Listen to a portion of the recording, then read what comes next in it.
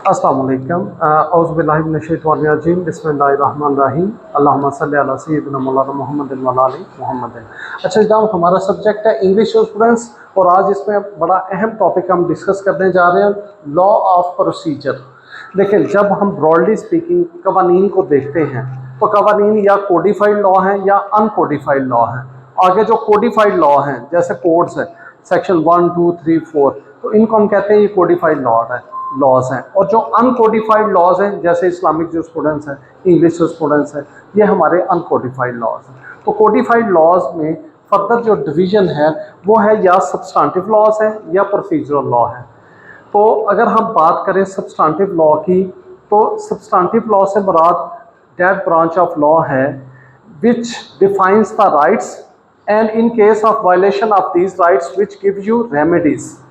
तो इसको हम कहते हैं कि ये एक सब्सटेंटिव लॉ है। जैसे लॉ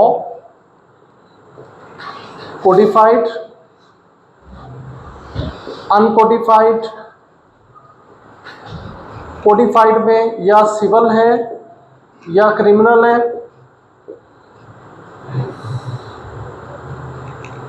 और सिविल में जैसे कॉन्ट्रैक्ट है और सीपीसी है। इसी तरह क्रिमिनल में भी पीपीसी है या सीआरपीसी है। तो अगर आप देखेंगे सिविल साइड पे, तो सिविल साइड पे लॉज या कोडिफाइड है या अनकोडिफाइड है। कोडिफाइड लॉ जैसे पीपीसी है, जैसे सीपीसी है, जैसे सीआरपीसी है, ये कोडिफाइड जिनमें सेक्शंस है 1 2 3 4 5। अनकोडिफाइड लॉ जैसे इस्लामिक जो स्टूडेंट्स हैं, जैसे इंग्लिश जो स्टूडेंट्स हैं, ये अनकोडिफाइड लॉज है। आगे कोडिफाइड लॉज की मजीद किस्में हैं। कोडिफाइड लॉज या सिविल साइड के हैं या क्रिमिनल साइड के हैं। सिविल साइड की बात करें तो सिविल साइड में आपका सब्सटेंटिव लॉ कॉन्ट्रैक्ट एक्ट है, मुआहिदा, कानून मुआहिदा। और इसके लिए प्रोसीजरल लॉ सीपीसी है, सिविल प्रोसीजर कोड। इसी तरह क्रिमिनल साइड पे कोडिफाइड लॉ की बात करें तो पाकिस्तान पीनल कोड आपका सब्सटेंटिव लॉ है और सीआरपीसी आपका प्रोसीजरल लॉ है। ठीक हो गया। अच्छा जनाब, तो यहां तक क्लियर हो गया। अच्छा, सबसे पहले बुनियादी फर्क समझें कि सब्सटेंटिव लॉ और प्रोसीजरल लॉ में फर्क क्या। देखो, कानून की वो ब्रांच, वो किस्म जो आपको राइट्स देती है, राइट्स क्रिएट करती है, राइट्स को डिफाइन करती है कि अगर ये काम होगा तो आपका ये राइट वायलेट होगा। ठीक है। तो अगर वो राइट छीन जाए, अगर वो राइट स्नैच हो जाए, तो आपको रेमेडीज भी देता है। तो उस ब्रांच ऑफ लॉ को हम कहते हैं ये सब्सटेंटिव लॉ है। ये सिविल साइड का सब्सटेंटिव लॉ, जैसे कॉन्ट्रैक्ट एक्ट, आप मुआहिदा करते हैं, ऑफर होती है, एक्सेप्टेंस होती है, एग्रीमेंट होता है, एग्रीमेंट इन्फोर्सेबल बाय लॉ है। और अगर बाद में कोई मुआहिदा तोड़ दे, पैसे ले लिए, रजिस्ट्री नहीं करवा के दे रहे, ठीक है, तो फिर आप वही स्टाम्प पेपर लेके अदालत जाते हैं। आप कहते हैं जज साहब देखिए इसने पैसे ले लिए हैं और मुझे रजिस्ट्री नहीं करवा के दे रहा, तो मेरा जो राइट है वो इन्फ्रिज हुआ है, मेरा राइट मुतासर हुआ है, मेरा राइट वायलेट हुआ है, मुझे आप रिलीफ दें, रेमेडी दें। तो कॉन्ट्रैक्ट एक्ट ही आपको मुख्तलिफ रेमेडीज़ भी बताता है, सॉल्यूशंस भी बताता है। या आपको डैमेजेस मिलेंगे या दावा तामील मुख्तस होगा, जैसे आपने तय किया था उसी तरह मुआहिदा पूरा होगा। जो चीज़ें आपको मिलनी थी वो आपको मिलेंगी, जो उसको मिलनी थी उसको मिलेंगी। या आप जो है इंजंक्शन के लिए जाएंगे, जिसको गलतुल आम में जो लोग अच्छा नहीं पढ़े हुए अच्छे कॉलेज से, वो यही पढ़ाते हैं, अच्छा जी स्टे और इंजंक्शन एक ही होता है। ये एक नहीं होता, फ़र्क होता है। आपका स्टे होता है जब एक कोर्ट, आमतौर पे हाई कोर्ट लोअर कोर्ट की प्रोसीडिंग को स्टॉप करती है, तो ये स्टे होता है।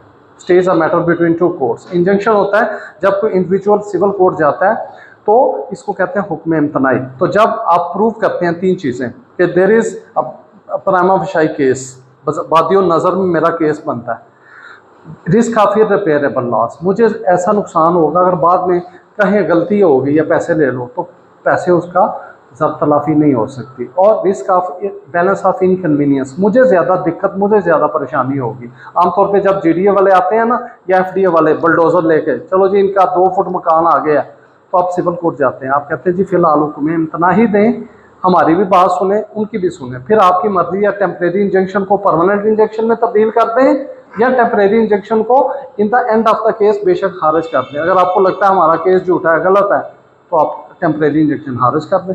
ये फ़र्क होता है स्टे में और इंजेक्शन में। Got it. अच्छा जी, दूसरा होता है बेटा आपका वो ब्रांच ऑफ लॉ, तो हमें समझ आई सब्सटेंटिव लॉ होता है जो राइट्स भी देता है और अगर वो राइट्स छीन जाए तो रेमेडीज भी देता है, उसको कहते हैं सब्सटेंटिव लॉ। और इसकी मिसाल सिविल साइड पे कॉन्ट्रैक्ट एक्ट है, क्रिमिनल साइड पे पीपीसी है कि अगर किसी के घर माल चोरी करेंगे, किसी को मारेंगे, जरबात देंगे या जान से मार देंगे तो 302 लगेगी। 302 की सजा क्या है, वो भी पीपीसी पाकिस्तान पीनल कोड के अंदर लिखी हुई है। तो राइट भी लिखे हुए हैं, रेमेडीज भी लिखी हुई हैं, तो उसको हम कहते हैं ये सब्सटेंटिव लॉ। Got it. और कैसे अदालत में केस कैसे चलेगा, तरीकाकार क्या होगा, प्रोसेस क्या होगा अदालत में केस लड़ने का, वो हमें प्रोसीजरल लॉ बताता है। तो अगर सिविल केस है तो सीपीसी बताएगी, अगर फौजदारी क्रिमिनल केस है तो सीआरपीसी क्रिमिनल प्रोसीजर कोड बताएगा। यहाँ तक क्लियर। अच्छा नेक्स्ट आ जाए, फर्क क्या जनाब, जो आपका सब्सटेंटिव लॉ है that is concerned with the, substantive law बताता है कि एम्स एंड ऑब्जेक्टिव्स क्या है एडमिनिस्ट्रेशन ऑफ जस्टिस के। एम्स एंड ऑब्जेक्टिव्स क्या हैं, वो क्या है, इंसाफ दिलाना, maintenance of peace, restoration of rights, तो ये हमें सब्सटेंटिव लॉ बताता है।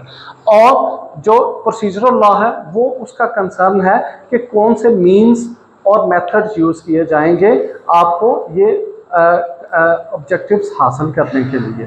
तो concern of substantive law is to achieve the aims of administration of justice, और क्या तरीकाकार इख्तियार करेंगे, क्या प्रोसीजर, क्या रास्ता इख्तियार करेंगे, वो प्रोसीजरल लॉ बताता है। रेगुलेशन ऑफ कंडक्ट, देखो जो सब्सटेंटिव लॉ है that regulates the relationship of the parties, ठीक है, relationship of the parties, parties का आपस में माबैन तल्लुकात कैसे रहे, किसका राइट था, किसकी ड्यूटी थी, किसने अपनी ड्यूटी परफॉर्म की, किसने अपनी ड्यूटी परफॉर्म नहीं की, ये सब्सटेंटिव लॉ बताता है। और प्रोसीजरल लॉ ये बताता है कि